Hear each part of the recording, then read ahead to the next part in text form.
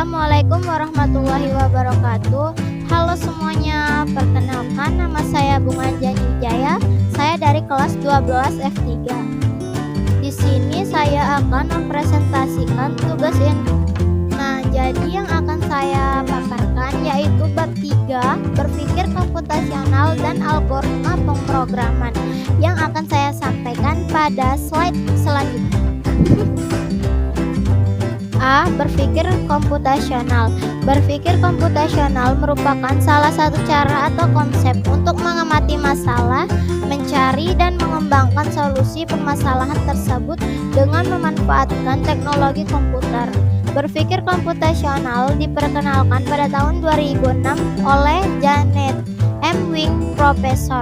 Berpikir komputasional memang mengadaptasi pola berpikir atau cara kerja komputer.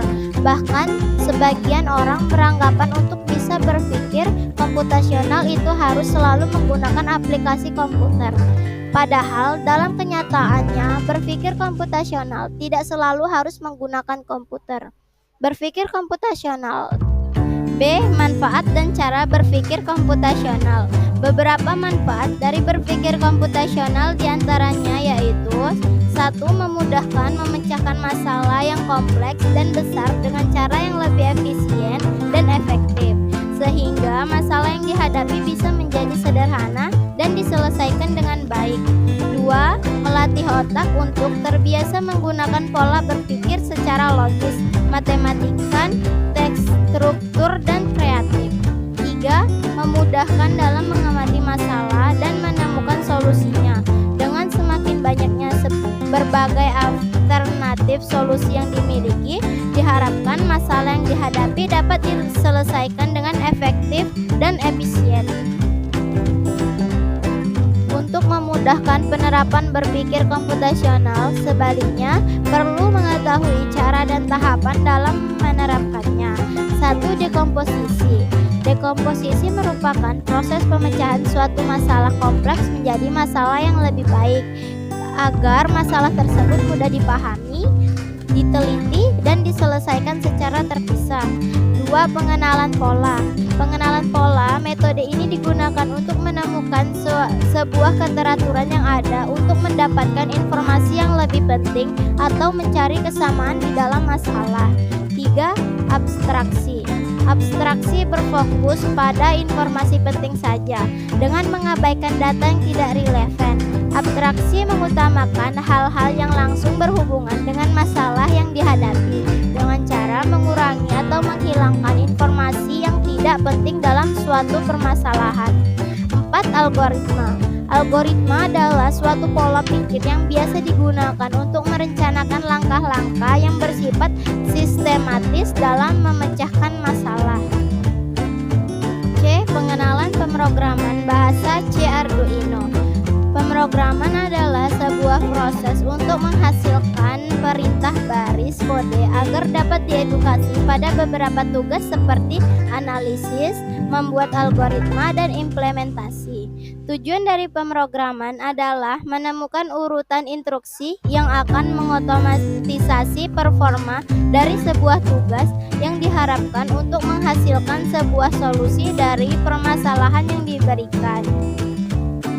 Terdapat 3 tahapan yang harus dilakukan dapat dijalankan di Arduino. 3 tahapan tersebut adalah 1. Menulis program, 2. Compile program, 3. Menggunakan program. Secara sederhana, suatu program dapat berjalan pada papan sirkuit Arduino saat selesai ditulis dan diunggah ke papan Arduino dengan IDE Arduino. D. Struktur dasar program Arduino. Yang pertama, Arduino memiliki karakteristik penulisan kode program yang sederhana karena hanya memiliki 2 fungsi. Pada gambar 3.3, kalian dapat melihat tampilan awal saat membuka IDE Arduino. Perhatikan baris kode pada gambar 3.4. Mendapati baris kode program yang diawali oleh karakteristik petik garing-garing petik.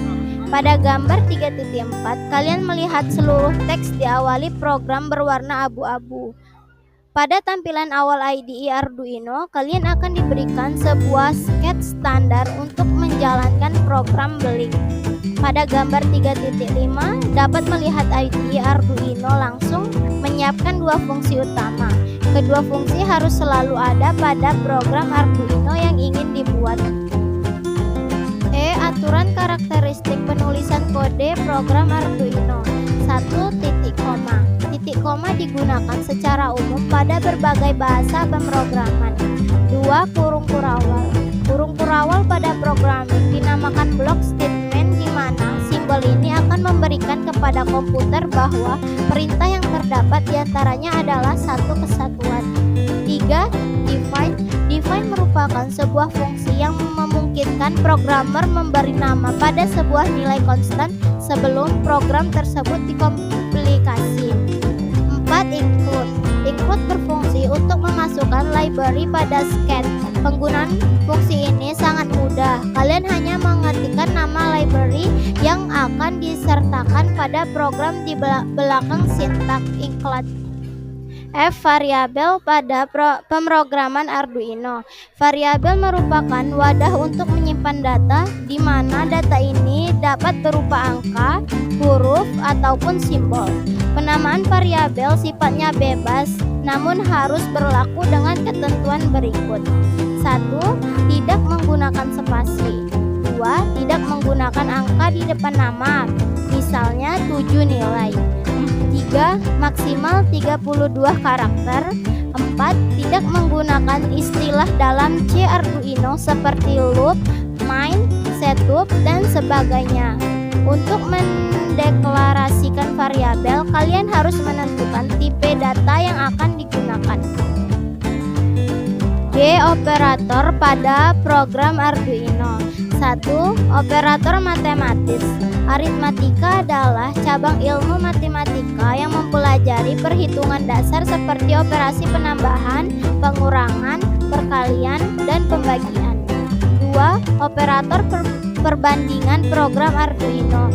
Operator perbandingan digunakan untuk membandingkan dua buah nilai untuk menentukan hasilnya, apakah sama besar, lebih kecil, lebih besar, dan seterusnya.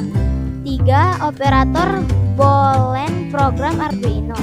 Boolean merupakan tipe data yang nilainya hanya terdiri dari benar atau salah, yang dinotasikan dalam angka 1 untuk benar dan angka 0 untuk salah. 4. Operator bitwise program Arduino. Operator bitwise untuk memanipulasi data bertipe bit. H. Serial pada program Arduino.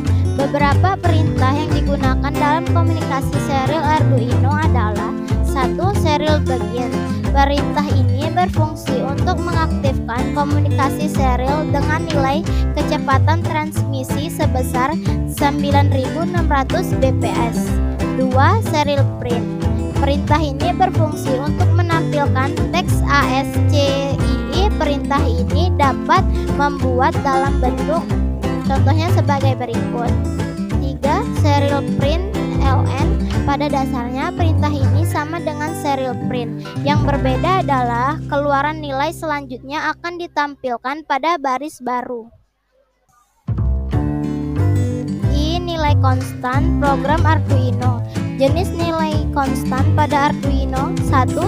True atau false. True atau false merupakan konstanta boolean yang digunakan untuk mendefinisikan sebuah nilai apakah bernilai benar atau tidak. 2. High atau low. Ketika membaca atau menuliskan sebuah kode pada pin papan Arduino, hanya terdapat dua kemungkinan nilai yang dapat diterima atau disetel oleh pin, yaitu high dan low. 3. Input atau output.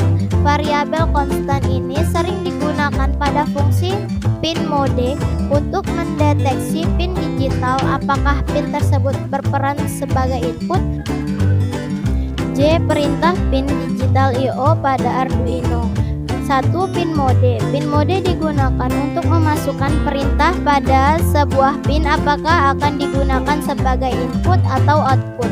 2. Digital read.